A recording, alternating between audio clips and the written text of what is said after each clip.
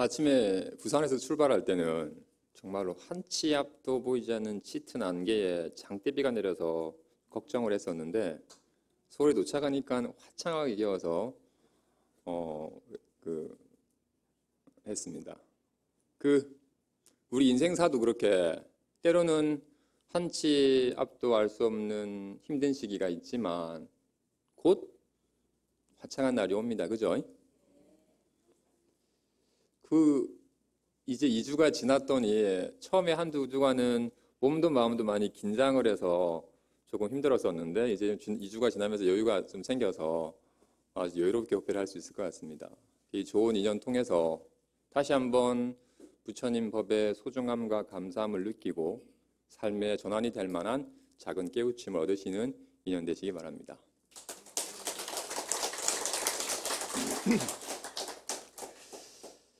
부처님께서 보리수아리에서 깨달음을 이루셨어요. 그리고는 그 보리수아리에서 그 깨달음의 기쁨을 만끽하기도 하시고 또는 당신이 이루신 이 깨달음이 완전한지를 수차례 점검해 보셨어요. 이 깨달음은 완벽하여 결함이 없다. 깊은 선정에 들어 수차례 점검해 봐도 완전한 최고의 법이다. 이 법은 깊고 미묘하여 알기 어렵고 보기 어려우니 이는 생각으로 헤아릴 수 없고 말로 전할 수 없는 법이다. 오직 지혜로운 사람만이 알 수 있거늘 세상 사람들이 이해할 수 있을까? 세상 사람들은 자기가 배운 것만 고집하고 자기 견해에만 매달리고 자기가 바라는 것만 원하는데 과연 이 깊고 미묘한 인연의 법을 이해할 수 있을까? 세상 사람들은 애착을 즐기고 애착을 좋아하는데 이 애착을 여인 열반의 법을 이해할 수 있을까? 내가 이 애착을 여인 열반의 법을 설해줘도 그 탐욕과 성냄과 어리석에 물든 중생들은 이해하지 못하고 도리어 번거롭게 여길 것이다. 세상사와 반대되는 이 법을 사람들은 어쩌면 비방할지도 모른다. 그건 그들에게도 이익되지 못하리라 라는 생각에 당신께서 깨달은 이 심심미묘한 법을 중생들에게 과연 설하는 게 나을까? 안 설하는 게 나을까? 잠깐 주저하셨어요. 그때 대범천이 나아가서 부처님께 간청하세요. 세존이시여 법을 설하소서.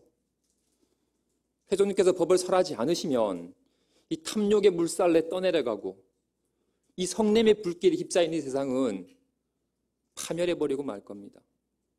세존이시여 이 세상에는 아직도 세상의 때가 덜 묻은 이들이 있습니다.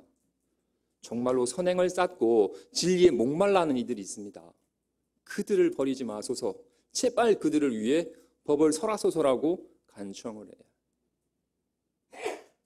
대범천의 이런 간청과 그 중생에 대한 깊은 연민으로 세상을 다시 한번 살펴보니 중생들 중에는 차별이 있었어요. 번뇌가 적은 중생이 있고 번뇌가 많은 중생이 있고 머리가 총명한 중생이 있고 머리가 우둔한 중생이 있고 성품이 선한 중생이 있고 성품이 악한 중생이 있고 그래서 가르치기에 좋은 중생이 있고 가르치기에 나쁜 중생이 있고 다음 세상의 과보를 두려워하여 자신의 허물을 살피는 이가 있고 그런 것을 무시하는 이들이 있었어요. 마치 연꽃들이 같은 연못의 같은 진흙에서 싹을 틔우지만 그 중에는 물속에서 썩어버린 연꽃이 있고 수면에서 나올 듯 말 듯한 연꽃이 있고 물 위로 솟아올라 꽃을 피우고 열매를 맺는 연꽃들이 있었어요. 물 위로 솟아오른 연꽃은 그 더러운 진흙에도 물들지 않은 채 정말 우아한 자태와 은은한 향기로 주변을 아름답게 장엄하고 있었어요. 세상에는 아직도 때가 덜 묻은 중생들이 있구나. 그들을 위해 법을 설하리라 하시고는 자리에서 일어나 정말 사자와 같은 선언을 하세요. 내 이제 감로의 문을 여나니 귀 있는 자는 귀 기울여라. 낡은 믿음을 버리고 내 이제 불사의 문을 여나니 귀 있는 자는 귀를 기울여라. 낡은 믿음을 버리고 하시고는 이 세상을 향해서 이 미묘한 법을 설하셨어요. 부처님 법 만난 거 너무 고맙고 감사하지 않나요? 진짜 부처님 법 안 만났으면 제 삶이 어땠을까 진짜로 걱정스러워요. 스스로를 힘들게 하고 남들도 힘들게 하면서 살았을 거예요. 근데 부처님 법 만나서 스스로를 힘들지 하지 않고 이제 남들도 조금 살필 수 있는 여유가 생겼어요. 부처님 법 만나서 변하는 거예요. 정말 감사하죠? 네.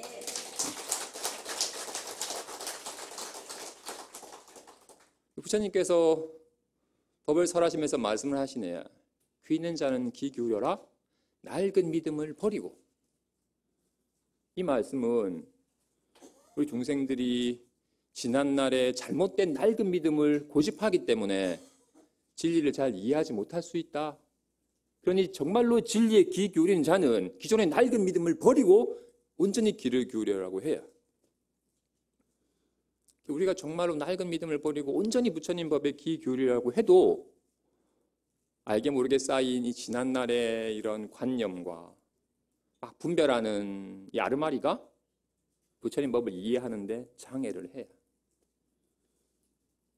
그래서 부처님 법을 이해를 하려면 가장 먼저 자신의 이런 낡은 믿음과 이런 기존의 관념을 툭 내려놓고 빈 마음으로 부처님 법에 귀 기울이는 마음이 돼야 돼요.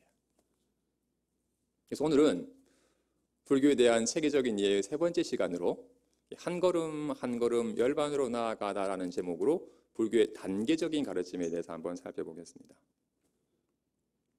스님이 예전에 송광사에서 강사 소임을 살 때의 일이에요. 강원에는 한 학기가 끝날 쯤이면 다음 학기 강의 교과목을 서로 논의해서 배정을 해요. 다음 학기는 내가 어떤 과목을 하고 싶다라고 서로 논의를 하면서 적절하게 배정을 해요. 근데 그날은 학감 스님이 임의로 교과목을 다 배정해서 강의 계획서를 나눠주신 거예요.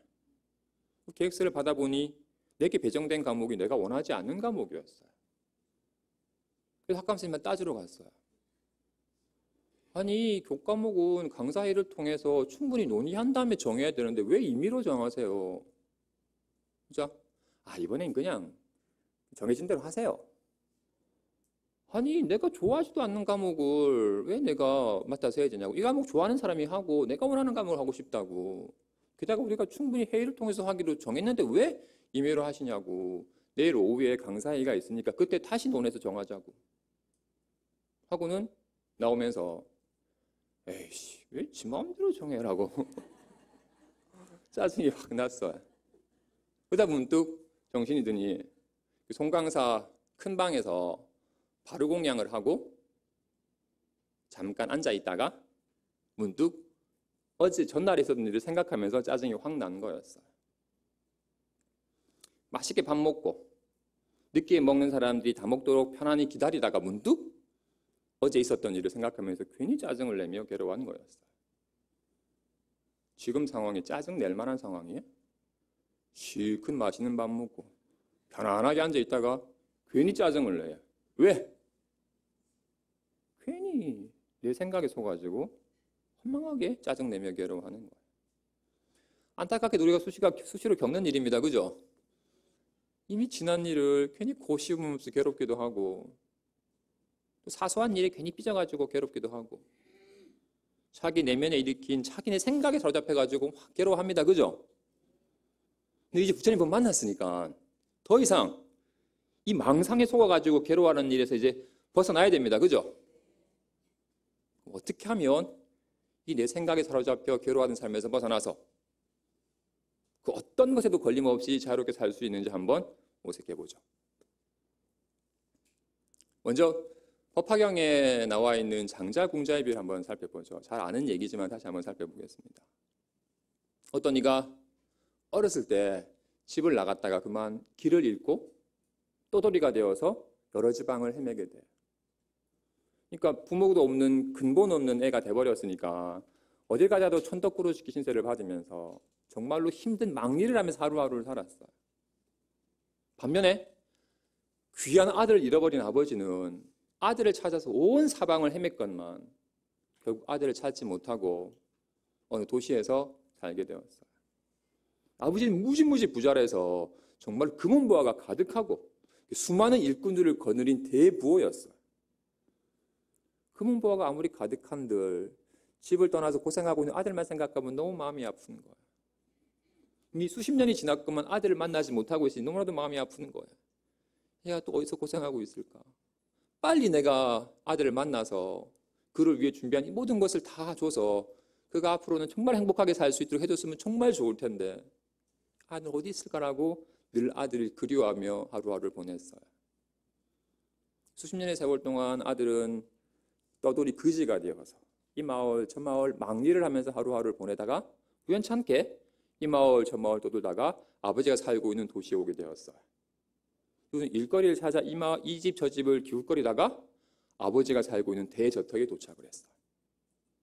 문덤에서 바라보니 정말로 화려한 신구로 장엄이 되고 수많은 사람들 통솔하고 있는 그 집주인의 모습이 너무 위엄 있어 보였어요. 저분은 왕이거나 왕족인가 보다. 이곳은 귀한 사람들이 사는 곳이니 내같이 비천한 자가 어신거려서는 안 될 곳이다. 나는 가난한 마을에 가서 힘든 일을 하면서 지내야지 이런 곳에 괜히 얼쩡거려서 잡혀가면 봉변을 당할 거야 생각하고는 그 집을 떠나려고 했어요. 늘 아들을 그리워했던 아버지는 한눈에 아들을 알아봤어요. 내가 그토록 기다리는 아들이 왔으니 너무 반가워서 옆에 있는 일꾼을 시켜서 저 아이를 데리고 오게 했어요. 일꾼이 달려가서 주인이 시킨 대로 아이를 잡고서 데려가려고 하자 왜 날 붙드시오? 내가 뭐 잘못했다고 그러시오? 놓아주시오 라고 해도 일꾼은 더욱더 단단히 붙들어서 잡아가려고 하자 내가 아무런 잘못 없이 여기 얼쩡거렸다는 이유로 내가 잡혀가서 죽게 되었구나 하는 생각이 너무 두려워서 기절버렸어요. 아버지가 그 모습을 보면 너무 안타까워요. 내 아들이 이 집의 주인이 도리어 스스로를 비천한 자라고 여기면서 아버지를 도리어 두려워하고 있으니 너무 안타까운 거예요. 아무리 끌고 가려고 해도 자꾸 도망가려고 하니까 어쩔 수 없이 사람에게 시켜서 물을 끼얹어서 애를 깨우게 하고는 필요 없으니 보내줘라. 그래서 아이가 깨어나서는 어휴 고맙습니다 하고는 정말로 가난한 마을에 가서 정말로 힘든 일을 하고 있어. 이 아버지가 일종의 방편으로 사람을 시켜서 그 아이를 데려오게 해요. 저 집 헛간에 더러운 똥이랑 거름 치우는 일이 있는데 남들보다 싹을 많이 주고 숙식도 제공할 때는 일하겠냐고. 아이고 감사합니다 하고는 그 집에 와서 헛간에 더러운 똥을 치우는 일을 시작을 해요. 아버지가 창문으로 바라보니 온통 더러운 똥이 묻어있고 힘들게 하고 있는 모습이 참 안타까워요. 제가 저렇게 고생할 애가 아닌데 왜 저렇게 고생을 하고 있지? 하지만 아직 스스로를 비천한 자라 여기는 잘못된 믿음을 버리지 못한지라 고생을 자처하고 있으니 어쩔 수 없이 아버지가 화려한 옷을 벗어버리고 낡은 옷으로 갈아입고는 직접 당신도 걸음 치우는 기구를 들고 가서 함께 걸음을 치우면서 일꾼들에게 부지런히 더러운 걸 치우고 게으르지 말라 하고는 아들에게 다가가요. 이거는 너는 늘 열심히 일하는 모습이 참 보기 좋더구나. 너는 정말로 내 아들 또래이니 내가 내 친아들처럼 대할게 하고는 아들에게 새 이름을 지어주고 정말 아들처럼 대했어요. 아들은 이 집 주인이 자신을 이렇게 환대해주는 것이 참 감사하고 고마웠으나 스스로를 그래도 나는 머슴살이 하는 사람이야 라고 자처했어요. 수년이 지나면서 서로 이제 믿고 의지하고 자유롭게 왕래하는 사이가 되었어요. 그래서 이제 아버지가 이 아이를 집안에 들여서 집안의 사무일을 맡게 했어요. 그의 명령 따라 정말로 열심히 집안의 사무를 잘 돌봤어요. 나중에 이제 아버지가 늙어서 병이 들자 이제 이 아이에게 금 창고에 열쇠를 맡기고는 모든 출납을 다 알아서 해라고 했어요. 아들은 아버지의 명을 따라 아버지가 하던 모든 일들을 다 처리하게 되었어요. 그러면서 서서히 나는 비천한 자라 여기는 그 잘못된 신념이 점차 버려지고 큰 뜻을 품을 수 있는 큰 마음을 지니게 되었어요. 그러자 아버지가 아들을 시켜서 수많은 사람들을 불러 모은 다음 선언을 하세요. 이 아이는 내 아들이요. 내가 낳은 아들인데 어렸을 때 집을 떠나 이 마을 저 마을 떠들면서 고생을 했어. 내가 그토록 찾았건만 찾지 못하다가 우연찮게 이곳에서 만나게 되었어. 이 아이는 나의 아들이니 나의 모든 것은 이 아이의 것이요. 앞으로 이 아이가 모든 일을 다 맡아서 할 것이요 라고 선언을 해요. 아들은 한 번도 아버지의 재산에 욕심을 낸 적이 없었건만 재산이 저절로 돌아오자 너무나도 기쁘며 감사했대. 이 가난한 아들이 아버지를 만나는 순간 고생은 끝낼 수 있었습니다. 그죠? 근데 그가 수십 년 동안 계속 고생을 한 이유는 뭐였어요?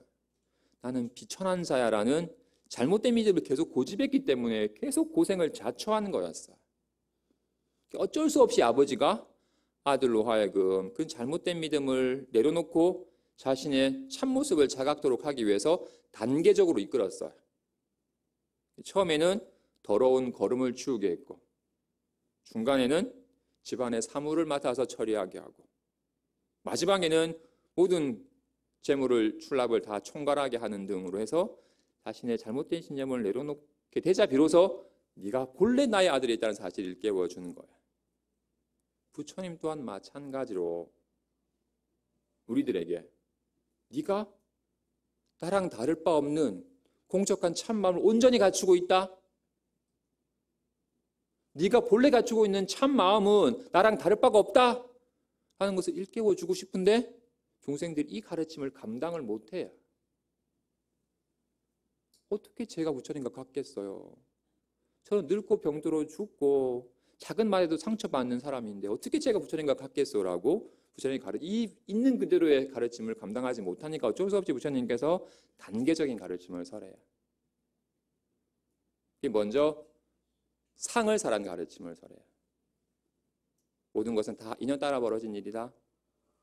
그 다음에 아함경에서 그렇게 상을 사라는 가르침을 설하고, 그 다음에 반야경 계통에서 상을 파는 가르침을 설해요. 모든 상은 인연 따라 생겨난 것이기 때문에 실체가 없다. 그리고 법화경 등에서 성품을 드러내는 가르침을 설해요. 좋아요. 다시 한번 살펴보죠. 그래서 불교는 상공성, 설상종, 상을 설하는 가르침과 파상교, 상을 판 가르침과 현성교, 성품을 드러낸 가르침이 있어요. 좋아요. 모든 만법은 다 상과 성의 두 측면이 있어요. 지금 여기에 둥근 공이 있어요. 이거는 상을 설한 측면이에요. 지금 둥근 공이 없어요. 지금은 주사위 모양의 사각형이 있네요. 둥근 공은 잠깐 인연 따라 둥근 모양이 되었으나 인연이 바뀌면 더 이상 둥근 공은 없어요. 지금은 여기 사각형이 있으니까. 사각형 또한 없어요. 누그러뜨리면 넓적한 접시 모양이 있을 뿐이니까. 마지막 성품을 드러낸 가르침은 이거는 그냥 점토예요. 아까 둥근 고 모양도 점토였고 사각형 모양도 점토고 넓적한 모양도 점토일 뿐이에요. 점토가 인연 따라 다양한 모습으로 나타나는 거예요. 좋아요. 문득 누가 싫은 소리를 해서 짜증이 확 나요. 상을 설하는 가르침은 이 짜증은 내 내면에 듣기 싫은 소리 하는 욕구가 있고 누가 듣기 싫은 소리를 했고 그걸 들으면 이런 인연이 모이면 짜증이 생겨나는 거다. 짜증은 인연이 모여도 생겨나는 것이다 라고 하는 짜증이라고 하는 상을 설하는 가르침이 있어요. 두 번째는 상을 파한 가르침이에요. 짜증나 라고 했다가 시간이 지나니까 짜증이 온데간데 없어요. 짜증은 인연이 모이면 생겨남이 있으나 인연이 모여서 잠시 있는 것이었기 때문에 인연이 흩어지면 흔적도 없으니까 그 짜증이란 실체가 없는 것이다 라고 하는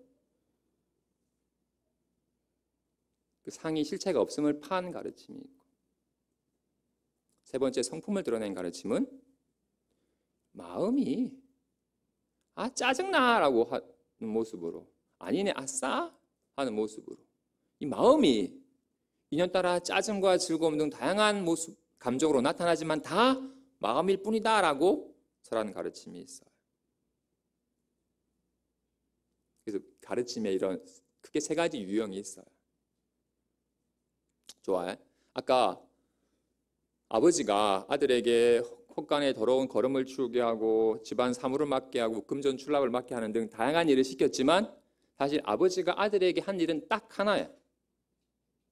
아들이 자신을 비천한 자라고 여기는 잘못된 신념을 내려놓고 자신의 참모습을 자각토록 해준 거예요. 마찬가지로 부처님께서 상을 설하는 가르침, 상을 표하는 가르침, 성품을 드러내는 가르침, 다양한 가르침을 설했지만 부처님께서 오직 중생들을 위해서 한 일은 단 하나예요. 중생들이 잘못된 허망한 신념을 내려놓고 자신의 참모습을 자각토록 일깨워준 거예요. 중생들이 본래 갖추고 있는 공적한 참마음을 자각토록 이끌어주신 거예요.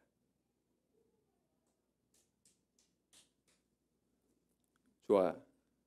확실히 본인들은 이렇게 마음이 있으니까 꿈도 꾸고 생각도 하고 감정도 느끼고 하는 건가요? 확실히 지금 마음이 있으니까 지금 보고 듣고 느끼고 생각하는 거야? 이게 있으니까 보고 듣고 느끼고 생각하고 꿈도 꾸고 생각도 하고 온갖 것들을 해요. 짜증도 내고 즐거워하기도 하는 거야. 근데 중생들은 어떻게? 이게 있으니까 온갖 감정을 일으키건만 그 감정에 사로잡혀 집착해가지고 이 공적한 참마음은 잃어버리고 감정에 휘둘리고 살고 있다고요. 잠깐 즐거운 감정이 일어나면 행복해 하다가 그러니까 살짝 모양을 바꿔서 괴롭다고 하면 죽어서 지게로워하고 이 온갖 생각의 근원인 공적한 참마음을 잃어버리고 살고 있기 때문에 이 공적한 참마음을 깨워주기 위해서 부처님께서 다양한 가르침을 설하신 거야. 그래서 다양한 가르침을 통해서 우리가 깨달아야 될 건 본래 갖추고 있는 공적한 참마음이에요. 좋아요. 부처님께서 우리가 본래 갖추고 있는 공적한 참마음은 허공과 같다고 하셨으니 허공이라고 하는 걸 통해서 이 공적한 참마음이 어떤 건지 한번 살펴보죠. 지금 허공이 있나요? 지금 허공이 있나요? 있어요. 그죠? 허공이 있으니까 이렇게 움직일 수 있죠? 빈 공간이 있으니까 움직일 수 있지. 뭐가 꽉 차 있으면 못 움직입니다. 그죠? 분명히 여기에 허공이 있어요.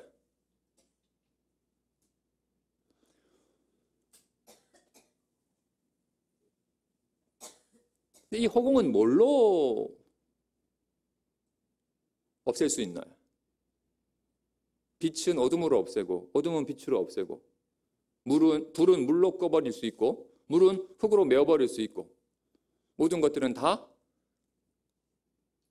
그걸 없애버릴 수 있는 인연들이 있어요. 이 탁자는 도끼로 찍어버리면 무너뜨릴 수 있어요.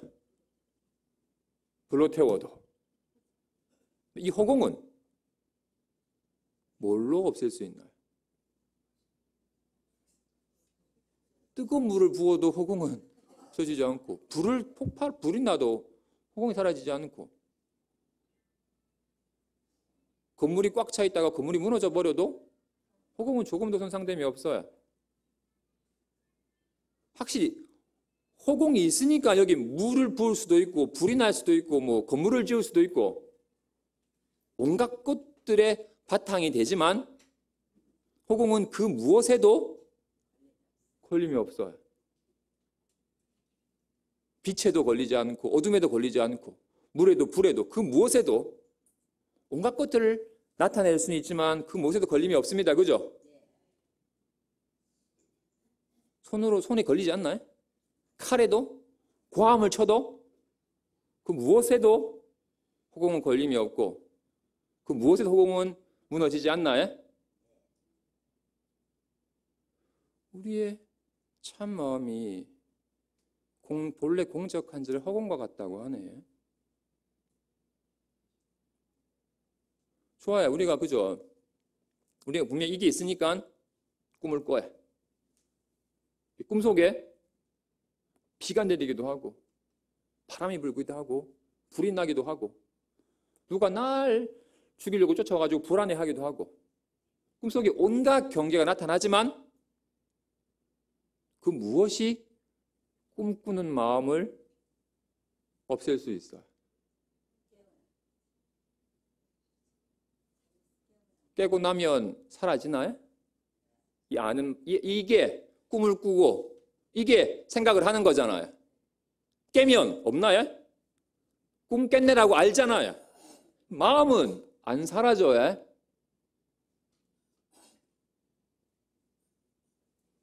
무엇이 이 마음을 없애버리거나 이 마음에 흠집을 내려면 어떻게 해야 돼?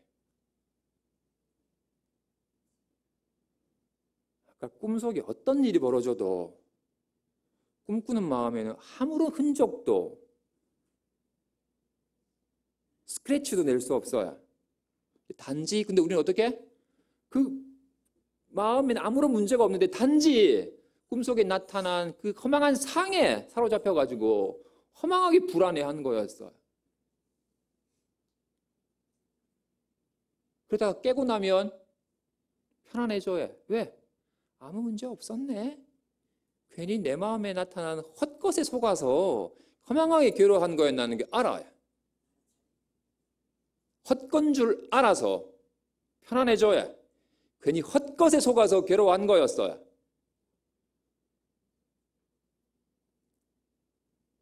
꿈에서는 깨. 꿈을 깼는데 또 눈 뜨고 꿈을 꿔요. 쟤 왜 저래 짜증나게? 라고 이 생각에 사로잡혀가지고 괴로워져요.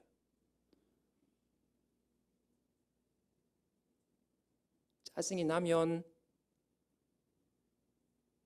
이 마음에 문제가 생기나요?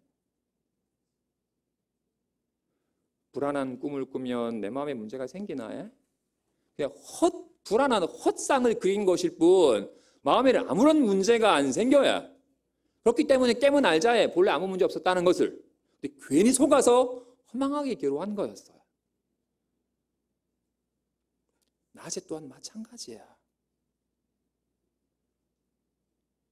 어떤 생각이 일어나도 아무 문제 없음을 알아야 돼요. 근데 우리는 무시로 평생껏 이게 있으니까 온갖 생각이 일어나건 이 진실한 건 잃어버리고 그냥 일어난 생각에만 사로잡혀 살았기 때문에 이 공적한 참마음을 단번에 알아차리기가 쉽지가 않아요. 그래서 먼저 모든 생각은 다 실체가 없음을, 망상은 망상임을, 허망한 상일 뿐임을 알아야 돼요. 살펴보죠. 확실히 좋아. 다시 한번. 확실히 문득 일어난 짜증, 불안감, 외로움 등등의 감정이 훅 일어나면 그 감정에 사로잡혀서 괴로워지는 건가요? 그죠? 이 내 마음 상태에 일어난 이 생각 때문에, 이 감정 때문에 괴로워집니다. 그죠? 그래서 요놈한테 휘둘려가지고 괴롭지 않도록 해야 됩니다. 그죠? 요놈이 한번 훅 어디서 왔는지 훅 나타나 버리면 내 삶이 온통 엉망진창으로 막 요란하게 되버리니까 요놈이 내 삶을 이렇게 막 휘두르지 못하도록 해야 돼요. 마치 도적이 들어와가지고 집안을 엉망진창 만들면 안 되니까 도적이 어디로 들어오는지 살펴서 도둑이 집안을 엉망진창 못하도록 살펴봐야 돼. 알아차려서 잡아야 됩니다. 그죠? 마찬가지로 문득 짜증 또는 외로워 등등의 이런 감정이 일어나서 내 삶을 괴롭게 한다면 요놈이 어디서 와서 어떻게 요놈이 내 삶을 요란케 하는지 살펴봐야 돼. 그죠? 좋아요. 문득 고요했던 바다에 심한 바람이 확 불면 거친 파도가 일어납니다. 그죠? 정말로 배를 삼킬 듯한 거친 파도가 일어나요. 그럼 그 거친 파도는 어디에서 생긴 거예요? 바람을 타고 온 거예요? 파도가 바람을 타고 확 온 건가요? 아니면 물속에 있다가 올라온 건가요?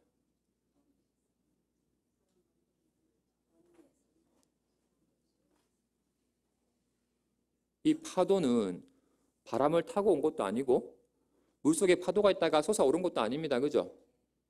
단지 물이 바람에 의해서 출렁이는 모습으로 나타나는 거죠. 파도는 물일 뿐이죠. 물이 거친 파도의 모습으로 잔잔한 파도의 모습으로 나타날 뿐 실제한 건 물이 있을 뿐입니다. 그죠? 물이 바람 따라 거친 모양과 잔잔한 모양으로 나타나는 것일 뿐 파도 자체가 실체가 있는 건 아닙니다. 그죠? 거친 파도가 실체가 있는 게 아니에요. 어디서 온 것도 아니고 안에서 튀어나온 것도 아니에요.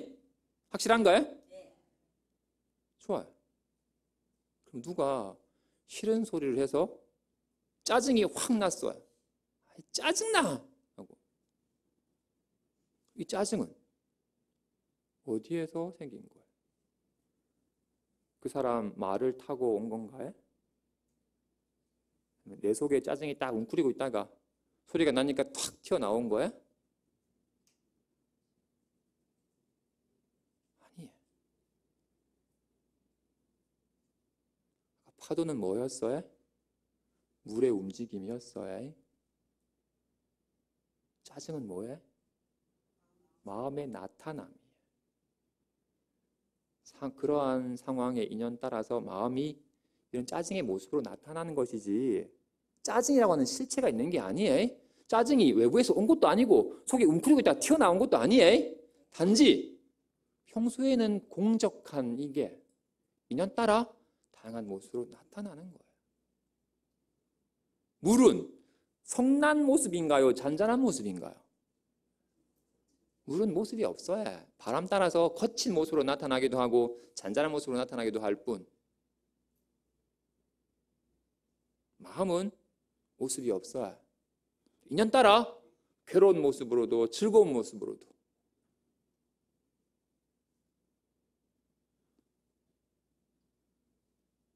어떤 상념도 실체가 없어요. 단지 마음이 나타난 거예요. 우리는 어때요? 화가 짜증이 확 나면 어떻게 해? 왜 내한테 짜증내게 만들어라고 그 사람을 탓하거나 아니면 짜증이 나니까 괴롭네. 빨리 짜증이 사라졌으면 좋겠다라고 짜증을 없애려고 해요. 짜증을 실체시해요. 우리가 살면서 괴로운 일이 많은 건 물론 주변에 사람들이랑 싸워서이기도 하지만 실질적으로 누구랑 정말로 막 먹거리 쥐뜯고 막 싸우는 일이 흔치 않아요. 근데도 많이 싸워요. 자기 내면에 자기 자신이랑 자기 생각이랑 싸워요. 꿈속에서도 지 생각이랑 지 마음이랑 속아가지고 괴로워하다가 깨고 나면 내가 헛것에 속아나는 거 알았잖아요. 짜증나. 왜 짜증이 나지라고 자기 마음이랑 다투면 안 돼. 이거는 다투어서 이놈을 제어해서 이겨서 편안해지는 게 아니라 이게 헛거구나라는 걸 알아서 편안해져야 되는 거야. 파도는 실체가 없어요. 오직 물이 있을 뿐이에요. 물이 파도의 모습으로 나타나는 거야. 짜증은 실체가 없어요. 오직 마음이 짜증의 모습으로 나타나는 거야.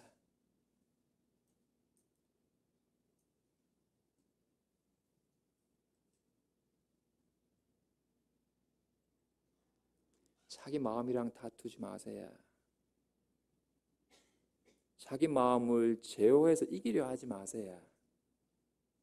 이게 망상임을, 허망한 상임을, 실체가 없는 헛것임을 알아서 거기에 휘둘리지, 속지 않아야 되는 것이지 잡아 없애거나 제어에 누르거나 다스려 어떻게 바꾸는 것으로 해결하는 게 아니에요.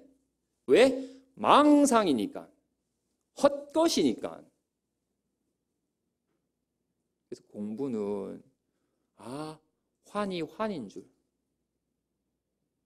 망상이 망상일 뿐임을, 다 꿈과 같고 환과 같은 것일 뿐임을 알아서 거기에 휘둘리지 않는 길을 가는 것이지 그 괴로운 상을 즐거운 상으로 바꾸는 길을 가는 게 아니에요. 안타깝게도 우리는 평생 어떤 일이 벌어져도 아무 문제 없는 이 공적한 참마음은 모른 채 잠깐 인연 따라 나타난 이 허망한 상에 의지하고 살았어요. 즐거운 상이 나타나면 행복한 줄 알았다가 사라져버리는 허전해하고, 또 괴로운 상이 나타나면 확 휘말려가지고 괴로워하고 허망한 상노름하면서 살았어요. 그런지라 평생 이것에 의지하고 살아왔던지라 이게 정말로 망상임을, 실체가 없는 환임을 단번에 알아차리기가 어려워요. 그래서 사람에 따라서, 근기에 따라서 이런 사실을 알아차려서 편안해지는데 더디고 빠름이 있어요. 정말로 선근이 있는 일은 단번에 알아차리지만 약간 좀 둔한 사람은 점차로 알아차려요. 대부분의 우리들은 점차로 알아차려요. 제가 아는 어떤 분은 10여 년 전에 사고로 어린 아들을 잃고서 정말 지옥 같은 삶을 사셨어요. 그러다가 불법을 만나면서 그 지옥 같은 삶에서 벗어나셨어요. 그분의 사연은 이래요. 이분은 딸만 둘 있는 분이었어요. 동창회에 가서 아들 자랑하는 친구를 보면 너무 부러운 거예요. 같이 술 한잔하고 아들 불러가지고 아 하면서 장난치고 아들 부축받고 가는 모습을 보면 너무 부러운 거예요. 술 취해가지고 딸 부르기는 어려웠나 봐요. 그래서 아들을 항상 부러워하던 그가 노력 끝에 늦둥이 아들을 낳았어요. 너무 즐거워요. 산에 갈 때도 아들을 업고 가고 아들이랑 거실에서 뒹굴면서 노는 것이 너무 즐거웠어요. 특히나 그가 출근할 때 베란다에서 아빠를 향해 손을 흔들어주는 아들을 보면 세상을 다 가진 듯 행복했어요. 그러던 어느 날 오후에 아내가 잠깐 애를 보다가 지쳐서 잠깐 잠든 사이에 아이가 베란다에서 놀다가 그만 베란다에서 떨어져서 추락해서 죽었어. 아들 때문에 무지무지 행복했던 그는 아들을 1차 불행해졌어요. 길 가다가 아들 또래의 아이를 보면 눈을 돌려야만 했어요. 아들 생각이 나니까.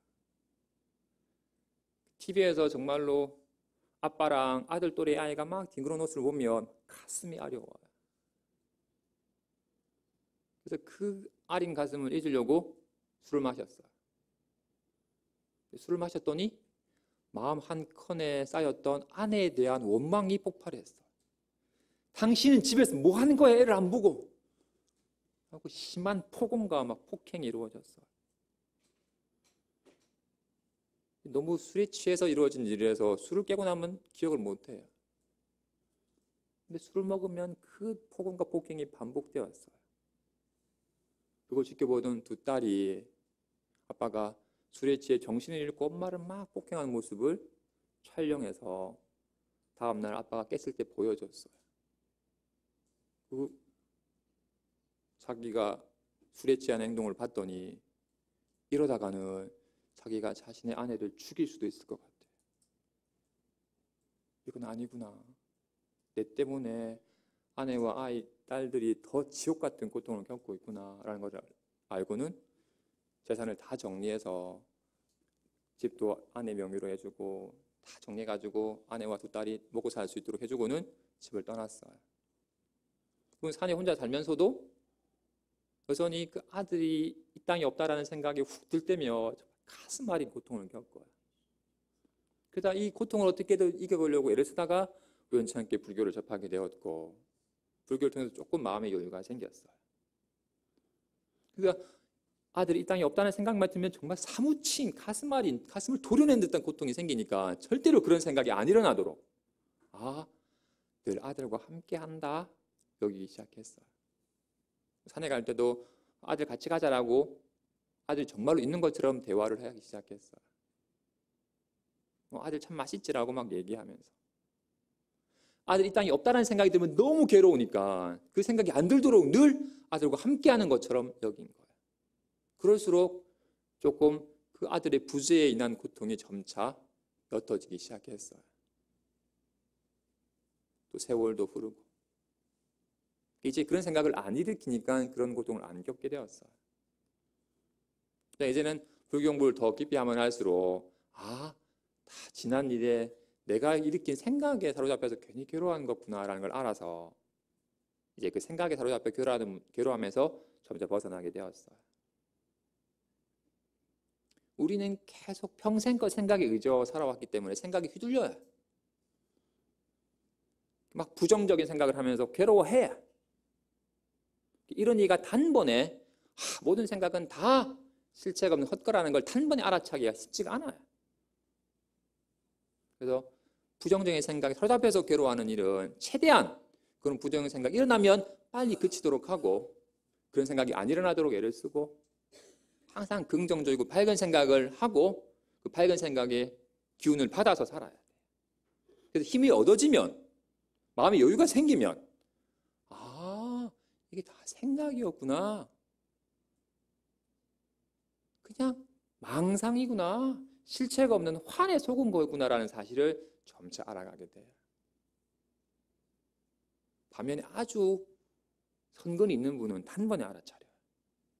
우리가 잘 알고 있는 해가 스님 같은 경우는 달마 스님의 문화에서 공부를 해요.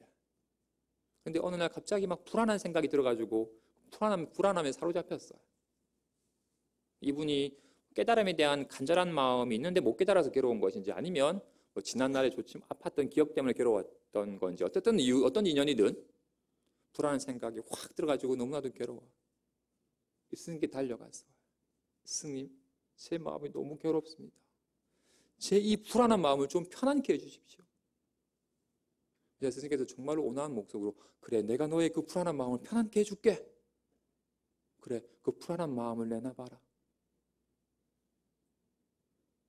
스승의 저렇게 온화한 말씀에 문득 위안이 되기도 하고 또 스승이 불안한 마음만 내놓으면 편안케 해준다고 하니 그 불안한 마음을 살펴보니 지금은 온데간데 없어요. 조금 전에 정말 불안한 마음이 있어가지고 그렇게 괴로웠었는데 지금 살펴보니 온데간데 없어요. 스님, 제가 아무리 찾아봐도 불안한 마음이 없습니다. 그래, 내가 너의 마음을 편케 했다.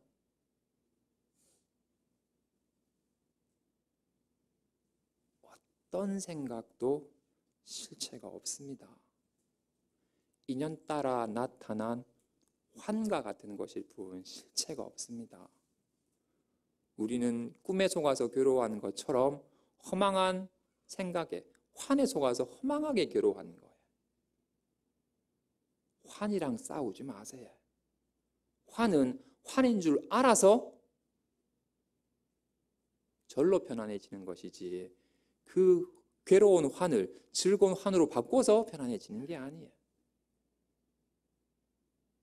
모든 것은 다 인연 따라 드러난 환과 같은 것이니 환은 실체가 없는데 실체가 있는 것처럼 나타나는 겁니다. 그죠? 까딱 잘못하면 속아요. 잘 보면 에이 헛거구나. 잠시 나타났을 뿐 실체가 있는 것이구나 아니라는 걸 알게 돼요. 우리는 그동안 인연 따라 나타난 그 허망한 환의 상에 속아서 괴로웠어요. 그리고 그 환의 상에 집착해서 괴로운 상은 빨리 없어지기를 바라고 좀 좋은 상은 빨리 나타나기를 바라면서 허망한 상에 애착하며 살았어요. 이제 이 내가 허망한 상에 애착하여 허망한 상에 속아서 허망하게 괴로웠다는 걸 알아서 정말로 모든 상은 다 망상, 허망한 상, 환과 같은 것임을 알아서 그 무엇에도 걸림없는 자유로운 삶을 사시는 부자 되시기 바랍니다. 사랑합니다. 성불하십시오.